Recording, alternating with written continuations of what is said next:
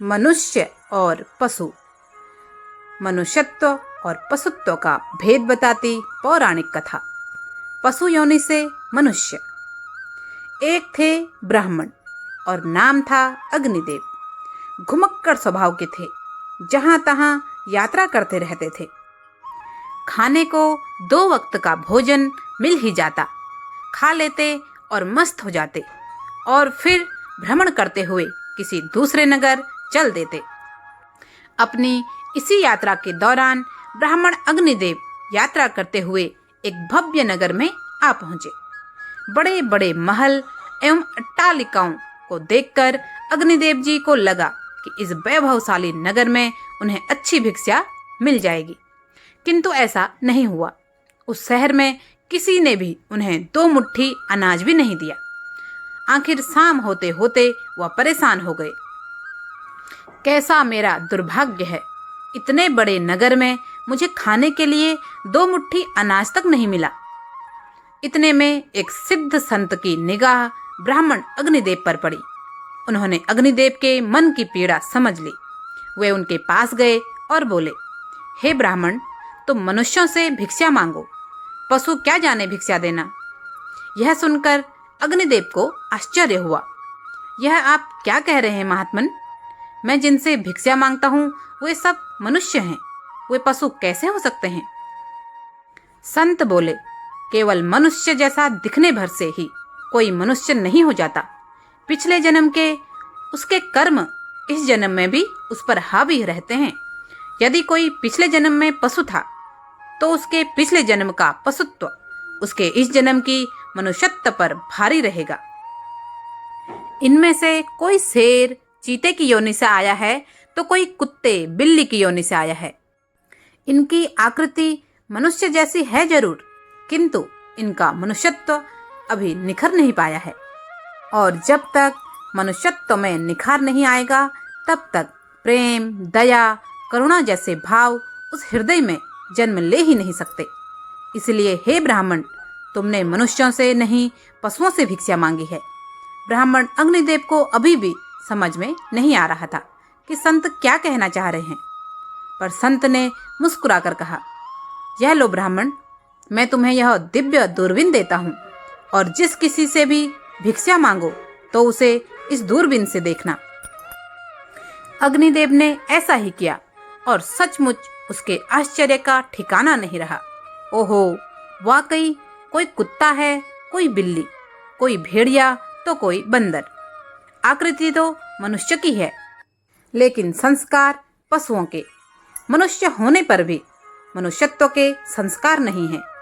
घूमते घूमते अग्निदेव थोड़ा सा आगे गए तो देखा कि एक दर्जी अपने ठिये पर बैठा कपड़े सिल रहा है।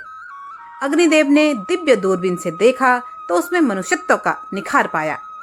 अग्निदेव ने उसके पास जाकर अजमाते हुए कहा, ब्राह्मण भूखा है, कुछ भोजन देने की कृपा करेंगे भाई? दर्जी तत्परता से बोला, हे प्रभु, आप भूखे हैं और मुझे आपकी भूख मिटाने का सौभाग्य मिल रहा है। यह ईश्वर की असीम कृपा है मुझ पर। आप आइए मेरे साथ, मैं अभी कुछ खाने की व्यवस्था कर देता हूँ। ऐसा कहकर दर्जी उठा और कपड़े सिलकर जो थोड़े बहुत पैसे उसके पास थे उसे बटोरकर वह हलवाई की दुकान पर पहुंचा और बोला, हलवाई भाई, इन भूखे ब्राह्मण देव की सेवा कर लो। ये चिल्लर यहाँ रखता हूँ, जो कुछ भी खाने को दे सकते हो वो इन्हें दे दो, मैं अभी आता हूँ। यह कहकर दर्जी भागा और घर जाकर अपने हाथ से बनाया हुआ एक कुर्ता ले आया एवं चौराहे पर उसे बेचने के लिए खड़ा हो गया। उस राज्य का राजा नई नई पोशाकों का बड़ा शौकीन था। उस दिन भी उसने कई तरह के कुर्ते पहने, किंतु किसी की बनावट उसे पसंद नहीं आई तो किसी का नाप नहीं आया। कई प्रयत्नों के बाद भी राजा को कोई कुर्ता पसंद नहीं आया तो सिपाहियों को आदेश दिया कि उसकी पसंद का कुर्ता कहीं से भी लेकर आए। देवयोग से सिपाहियों की नज़र इस दर्जी पर पड़ी जो हाथ में कुर्ते लेकर चौराहे पर खड़ा था। सिपाहियों ने दर्जी से कुर्ता ले लिया और राजा के पास ले गए। राजा को वह कुर्ता बहुत पसंद आया और नाप भी सटीक था। राजा बहुत खुश हुआ। ऐसा कुर्ता तो मैं पहली बार ही पहन रहा हूँ। किसने बनाया है यह कुर्ता? एक सिपाही बोला, महाराज, वह दर्जी बाहर ही खड़ा है। दर्जी को बुलाया गया। उसे देखकर राजा की भी मानवता थोड़ी खिली। राजा ने कहा, इस कुर्ते का मूल्य 100 रुपये है, पर कुर्ता हमें इतना पसंद आया कि हम इस कुर्ते के 100 रुपये नहीं बल्कि 500 रुपये देंगे। दर्जी बहुत खुश हुआ और बोला, महाराज तनिक ठहरिए, यह कुर्ता मेरा नहीं है, जिसका है उसे मैं अभी ले आता हूँ। दर्जी जाकर ब्राह्मण अग्निदेव को राजा के समक्ष ले आया और बोला, महाराज यह कुर्ता इन्हीं का है, अतः वह 500 रुपये कृपया इन्हीं को दे दें। राजा को आश्चर्य हुआ और वह बोला, यह तो ब्राह्मण है, कुर्ता इनका कैसे हो सकता है? राजा ने अग्निदेव से पूछा तो उन्होंने भी कहा, जी हाँ महाराज, यह कुर्ता मेरा नहीं है। मैं तो ब्राह्मण हूँ, यात्रा करने निकला हूँ और 2 वक्त के भोजन के अलावा मेरी कोई इच्छा भी नहीं है। दर्जी ने कहा, महाराज मैंने मन में ही संकल्प कर लिया था कि कुर्ते की जो रकम आएगी वह इन ब्राह्मण देव की होगी। जब रकम इनकी है तो मैं इन रुपयों को कैसे ले सकता हूँ, इसलिए इन्हें ले आया हूँ। जाने किसी जन्म में मैंने दान करने का संकल्प किया होगा और मुकर गया होऊंगा, तभी तो यह दर्जी का जन्म मिला है। अब भी यदि इस जन्म में भी मुकर जाऊंगा तो ना जाने मेरी कैसी दुर्गति हो। इसलिए महाराज ये रुपए मेरे नहीं हुए। मेरे मन में आ गया था कि इस कुर्ते की रकम इनके लिए होगी, फिर वो 100 रुपये मिलते तो भी इनके होते और 500 मिल रहे हैं तो भी इन्हीं के ही हैं। हो सकता है मेरा मन बेईमान हो जाता, इसलिए मैंने रुपयों को नहीं छुआ और असली अधिकारी को ही ले आया। राजा ने आश्चर्यचकित होकर ब्राह्मण से पूछा, ब्राह्मण इस दर्जी से तुम्हारा परिचय कैसे हुआ? ब्राह्मण ने सारी बात सुनाते हुए सिद्ध पुरुष द्वारा दी गई दूरबीन वाली बात बताई और कहा कि राजन, आपके राज्य में पशुओं के दर्शन तो बहुत हुए, लेकिन मनुष्यता का अंश इस दर्जी में ही नजर आया। राजा ने कौतूहलवश कहा, लाओ वो दूरबीन जरा हम भी तो देखें। राजा ने दूरबीन लगाकर देखा तो दरबारियों में उसे भी कोई सियार दिखा तो कोई हिरन, कोई बंदर दिखा तो कोई रीछ। राजा दंग रह गया कि यह तो पशुओं का दरबार भरा पड़ा है। उसके मन में खुद को देखने की इच्छा हुई तो अपने लिए एक आईना मंगवाया और उसमें खुद को देखा तो दंग रह गया। उसे शेर दिखाई दिया।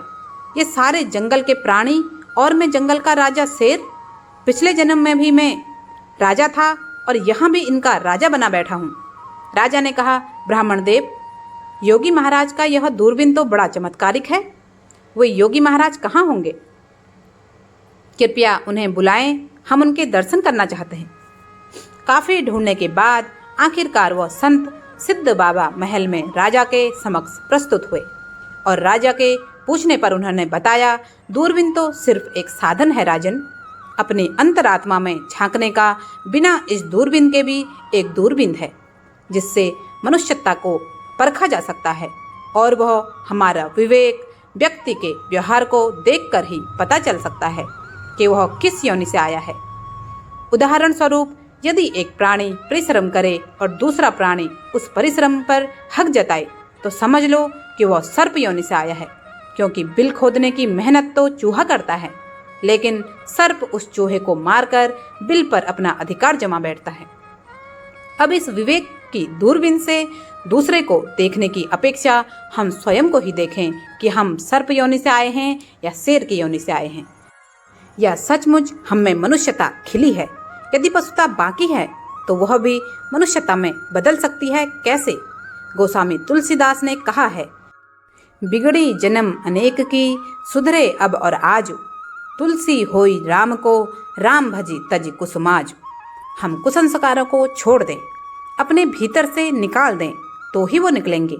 अपने भीतर छिपे हुए पशुत्व को हम निकालेंगे तो ही वो निकलेगा। यह तब संभव होगा जब हम अपने जीवन का मूल्य समझेंगे। मनुष्य अपने जीवन के एक एक क्षण, एक एक पल को दान, दया, परोपकार और परिश्रम जैसे देवीय गुणों को सार्थक करता है, जबकि पशु अपना समय ऐसे ही व्यर्थ गंवाता है। पशुता के संस्कार पड़े रहेंगे तो आपके अवगुण बढ़ेंगे। अतः पशुता के संस्कारों को आप बाहर निकालिए एवं मनुष्यता के संस्कारों को उभारिए। फिर सिद्ध पुरुष की दूरबीन नहीं बल्कि अपने विवेक की दूरबीन ही कार्य करेगी और विवेक को पाने की युक्ति मिलेगी हरि नाम संकीर्तन से, यानी सत्य का संग सत्संग से। तो हे आत्मजनों, मानवता से जो पूर्ण हो वही मनुष्य कहलाता है। बिन मानवता के मानव भी पशु तुल्य ही रह जाता है। तो कहिए, जय श्री हरि प्रभु, हमें सन्मति दीजिए। सभी लोगों ने उच्च स्वर में नारा लगाया, जय श्री हरि प्रभु, हमें सन्मति दीजिए। और राजा ने संत सिद्ध पुरुष और ब्राह्मण अग्निदेव को दंडवत प्रणाम किया और ब्राह्मण अग्निदेव ने दर्जी के चरण स्पर्श किए। दोस्तों, वॉइस ऑफ गुड़िया के माध्यम से एक बार फिर एक आदर्शों और शिक्षा से भरी हुई कहानी लाने का हमने प्रयास किया है। कृपया वीडियो को लाइक करें, ज़्यादा से ज़्यादा शेयर करें और अभी तक भी चैनल को सब्सक्राइब नहीं किया है तो कृपया सब्सक्राइब अवश्य करें। आपका बहुत बहुत धन्यवाद। जय जय श्री राम।